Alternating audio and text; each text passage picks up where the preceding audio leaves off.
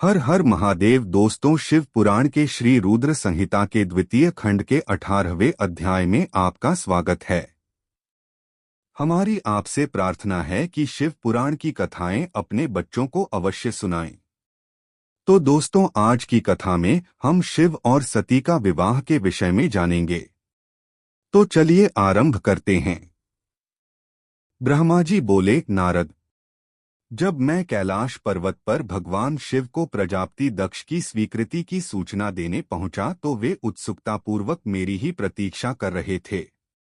तब मैंने महादेव जी से कहा, हे भगवन, दक्ष ने कहा है कि वे अपनी पुत्री सती का विवाह भगवान शिव से करने को तैयार हैं, क्योंकि सती का जन्म महादेव जी के लिए ही हुआ है।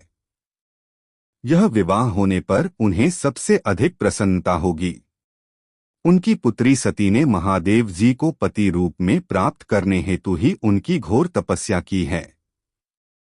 उन्हें इस बात की भी खुशी है कि मैं स्वयं आपकी आज्ञा से उनकी पुत्री के लिए आपका अर्थात भगवान शिव का विवाह प्रस्ताव लेकर वहां गया। उन्होंने कहा, हे पितामह, उनसे कहिए कि वे शुभ लग्न और मुहूर्त में अपनी बारात लेकर स्वयं आएं। मैं अपनी पुत्री का कन्यादान सहर्ष महादेव जी को कर दूंगा। हे भगवन, दक्ष ने मुझसे यह बात कही है, इसलिए आप शुभ मुहूर्त देखकर शीघ्र ही उनके घर चलें और देवी सती का वरण करें।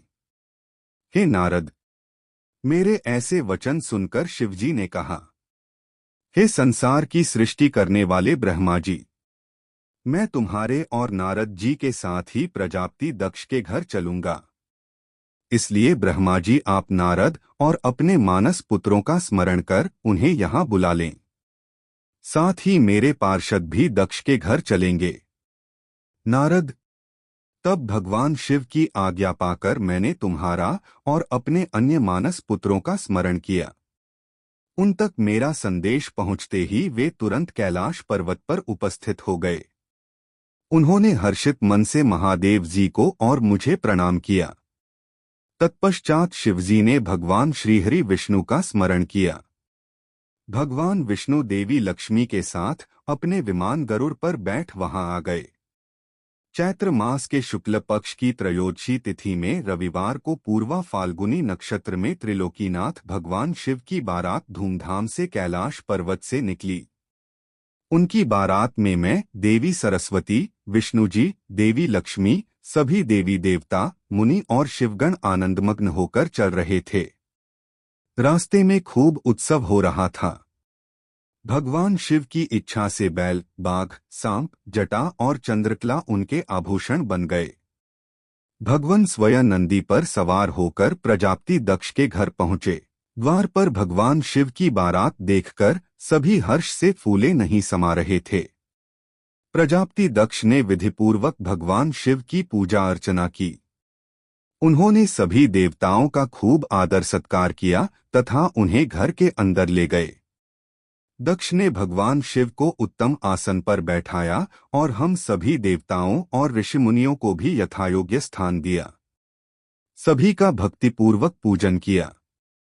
तत्पश्चात दक्ष ने मुझसे प्रार्थना की कि मैं ही वैवाहिक कार्य को संपन्न कराऊं। मैंने दक्ष की प्रार्थना को स्वीकार किया और वैवाहिक कार्य कराने लगा। शुभ लग्न और शुभ मुहूर्त देखकर प्रजापति दक्ष ने अपनी पुत्री सती का हाथ भगवान शिव के हाथों में सौंप दिया और विधि विधान से पाणिग्रहण संस्कार संपन्न कराया। उस समय वहां बहुत बड़ा उत्सव हुआ और नाच गाना भी हुआ। सभी आनंदमग्न थे। हम सभी देवी देवताओं ने भगवान शिव और देवी सती की बहुत स्तुति की और उन्हें भक्तिपूर्वक प्रणाम किया। भगवान शिव और सती का विवाह हो जाने पर उनके माता पिता बहुत प्रसन्न हुए और महादेव जी को अपनी कन्या का दान कर प्रजापति दक्ष कृतार्थ हो गए। महेश्वर का विवाह होने का पूरा संसार मंगल उत्सव मनाने लगा। तो दोस्तों, आज की कथा यहीं समाप्त हुई। शिव पुराण की और भी कथाएं सुनने के लिए हमसे जुड़े रहे तथा हमारे चैनल को सब्सक्राइब अवश्य करें। हर हर महादेव।